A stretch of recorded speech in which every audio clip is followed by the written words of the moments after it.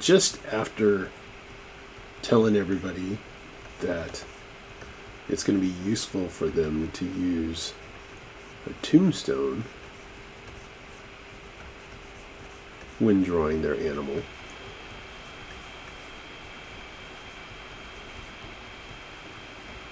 so that you can get the legs under control if you're going to draw a deer or a horse or something like that. And then just after we had talked about that in class, I come to realize that a tombstone doesn't work for all animals. And so there's always that one student is like, oh my gosh, I have to do a chameleon. And so we'll talk about drawing a chameleon. Okay, so this doesn't work. The chameleons don't use the tombstone because their appendages look like they're just kind of stuck onto their body. So we're just going to throw this layer away. And then we're just going to start with a gesture. Okay. And so we have a gesture of our critter and that kind of stuff. Now, chameleons' bodies, they have a little bit of flex to them, but where a frog has a tiny rib cage, where we were just talking about a tiny rib cage and a huge pelvis, chameleons are basically all rib cage. They're almost like they're just a lot of rib cage. And so what we do have going on with our friend the chameleon is let's just draw on their head.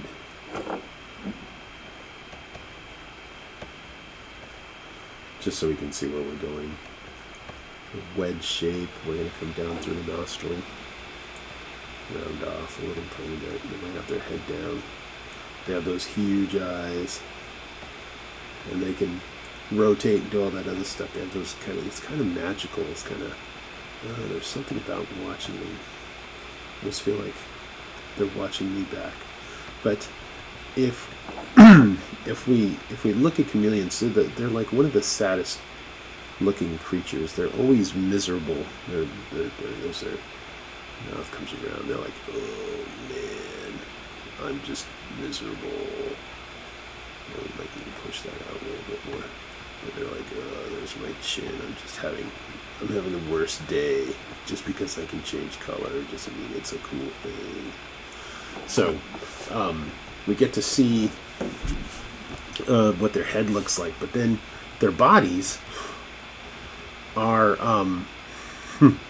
it's kind of like a weird, it's narrow up at the top, so it has a big, some of them have a big arch, so it's narrow up at the top, and then if you think about it, it kind of becomes this like sort of diamond shaped bag, sorta. Not quite sure, but it just has a shape like this. And then as the body's moving away, it's going to be nice and thick in the front.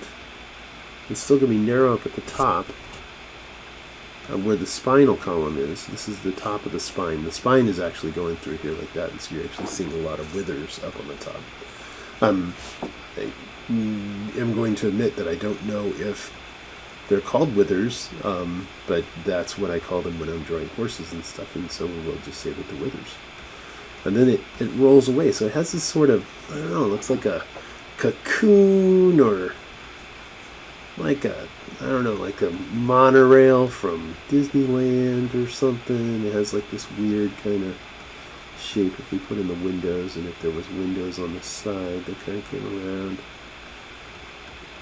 I'm always trying to find a shape to make drawing stuff easier. Usually it's food, but in this case I can't really think of anything. I don't know, I don't know what would have that, but if we can just imagine that we have sort of a diamond shape, almost like a kite, and then we extruded it so that there's a little bit of a roundness to the top, and then we can kind of roll this back in. You see something like this, okay? And then there's the side plane, but then it goes around, and so then we can see the withers that are up at the top, and it makes that back. But then imagine you stuck a straw in there, like a little paper straw or something, and you just poked it in there, and then you give it a little bit of a blow on, and just put some roundness to it, and so then it kind of rounds out here. And that's kind of what their body looks like, because it's all rib cage. Some chameleons are more narrow in their body, and some have a taller arch to their back. But for the most part, tail's going to come out high, and of course it does that curl thing. But their appendages are right below where the body is at its most extreme, or its widest. Okay, you'll actually see it kind of tucked back in there. So that's kind of what we're going to go with today. I'm not sure what to call that.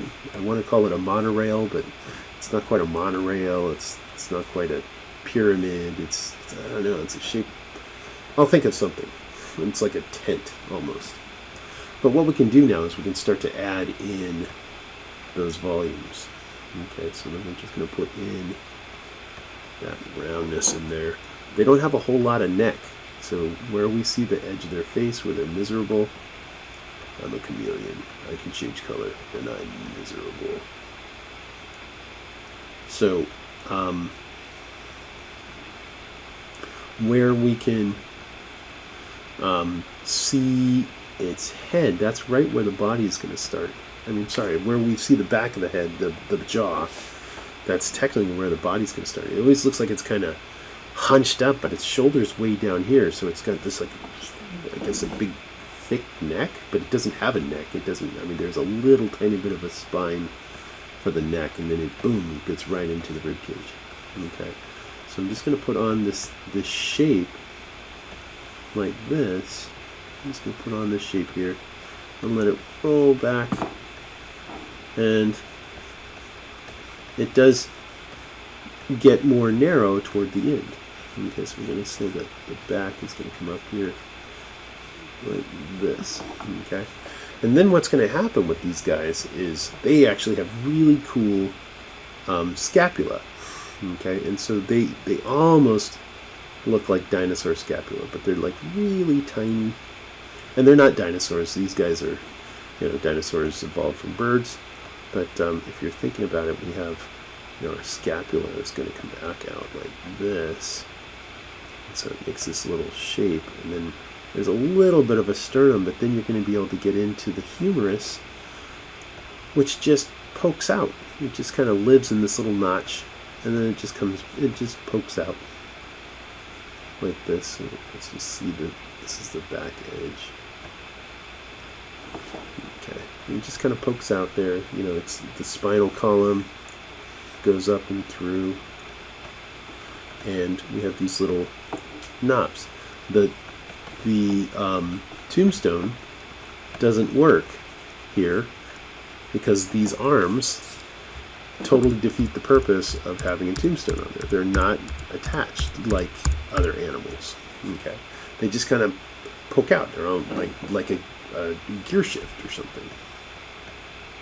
And so now we can say, okay, that they have a radius and an ulna. They're quite wide apart. And then they have these really cool hands. I think chameleons of all the animals in the world, they have the coolest hands. They look like sea clamps or something. And so then their little fingers come out around, and they can grip. And so on one side there's 3 fingers, and on the other side there's 2 fingers. And there is some rotation. Look how big those radius and the ulna are. Very large. And so we're just going to see the humerus. There should be a little bit of a curve to it. Maybe we're going to see this humerus sitting like that. And so that's what's going on. And then with their pelvises are kind of unusual as well. And they the pelvis does as the tail comes off. It kind of makes this sort of, I'm trying to think of a shape. I don't know. It's like a button hook or something. It's like a shape like that. But then the femur comes out on either side, and so then they just jut out, and then they come back, and then they get into. They have a similar structure as the hand, so they can do this gripping and that kind of stuff. Okay, but the spinal column, the tail. So here's the ilium, and it really does look like these guys are connected, but the tail is going to come out into here. And then of course you're going to get the spines coming off the tail and the ribs and that stuff. But now we get to see these guys, and they really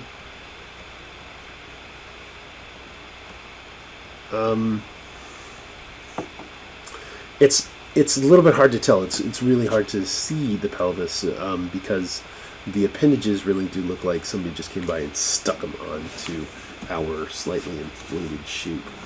Okay, so let's just draw that around. I'm going to say, okay, the rib cage is going to come up around, so we can actually see this expand, that shape. I don't know, what's that look like? I guess a cartoon ham hock or something. But then down low, keep the appendages low, because if you put them up too high, it's going to look very strange. So we're going to keep the appendages low, almost right at the bottom edge, okay, right into here, and they are going to follow our gesture. So now we're going to be able to show a little bit of the shoulder if we don't have too much of the back of the head, that the mouth right there. And we're going to see a little bit of that shoulder design, which is right in there, and then big puffy, chubby arms. They're not chubby, but they're going to look more round than the bone mass. Okay, and then we can come in.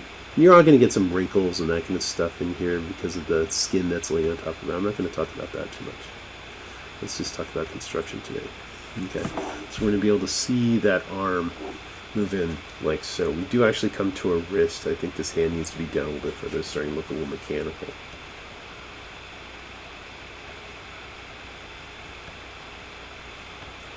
Okay, so let's just add in that arm. We're definitely going to get some structure of the shoulder, and then we're going to add in that cylinder so we can see a little bit of the separation of the limb and the insertion to the body here. I'm going to bring this appendage here. It's almost coming at us.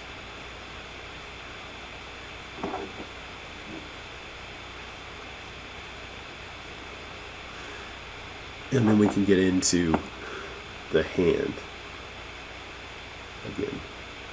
I'm basically redrawing this just because it's going to be a little bit faster and easy.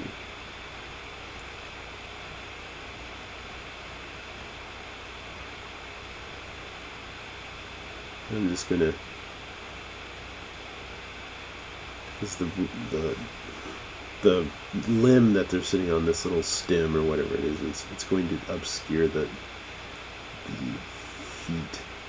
But really interesting feet. We'll talk about those in another day. But this is where we're going with.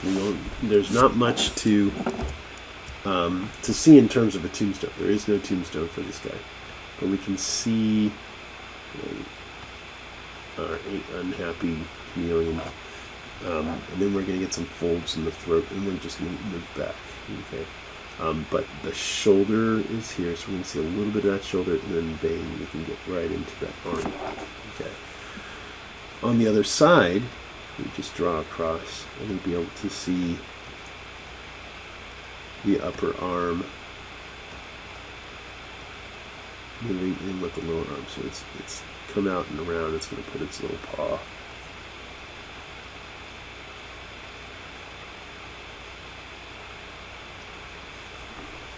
down, and so now we can see this shape. We've got this kind of sack shape that's happening there, and then right at the end, right toward the back where the insertion of the tail is going to be, you're going to be able to see here's the other leg, and that's where that pelvis is coming from. Okay, so you can see where that pelvis is going to live. And then I'm going to bring this leg right toward me, because that's what the gesture is suggesting.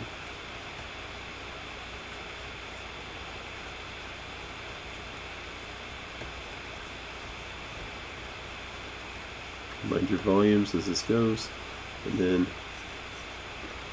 let's get this hand. It's really big. It's actually quite large. And it sort of has a mitten-like structure. It almost looks like it's wearing a mitten or something. You can see this leg is kind of pitching toward us.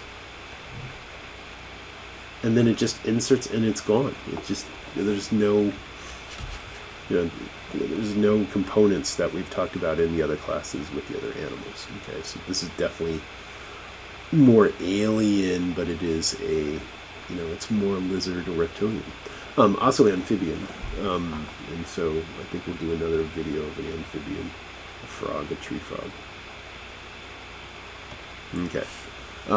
So that's how we're going to see the body. And then as far as the tail goes, tail's going to come up above where, or just slightly above where the leg inserts. And so we're going to be able to see the tail is going to come down, and typically the tail goes into it. There's a little curly Q. Okay, and the tail's going to be, here's the abdomen. Tail's going to be fairly thick at the start, obviously. And then it's going to get smaller as it goes. And then, let's see, I'm not being able to see very much of it, so I think I'm going to just put in the limb and just let this, because it's a prehensile tail, which is really cool. And it kind of will curl, and it'll wrap around and do some other stuff. But let's just, and then as far as the proportions, we're going to need to, that's going to be up to the artist to figure out the proportions for the tail structure. A little bit wider. But what we're really looking at is, we've got this leg, which is stuck in this notch, and it's coming toward us, so we can see this volume. And then the knee is here, and we'll be able to see that knee. And then we're going to be able to see the gastric medius, but it is called something a little bit different, I think. And then we can see how those, here's the front of that knee, if you will. And then in this case, we have that cylinder that's happening there. So then that's our chameleon. Some chameleons, like I said, they're going to have a really high ridge. Some chameleons they almost look like triceratops, which is really cool. They have this big hood that comes up, and then they have a horn that comes out and that kind of stuff. So that's like the basics of drawing a chameleon. Okay, so like the appendages attach, but they don't utilize the tombstone that we've seen in the other animals. Okay? Alright, so that's our chameleon. I hope that helped, and we'll sign off.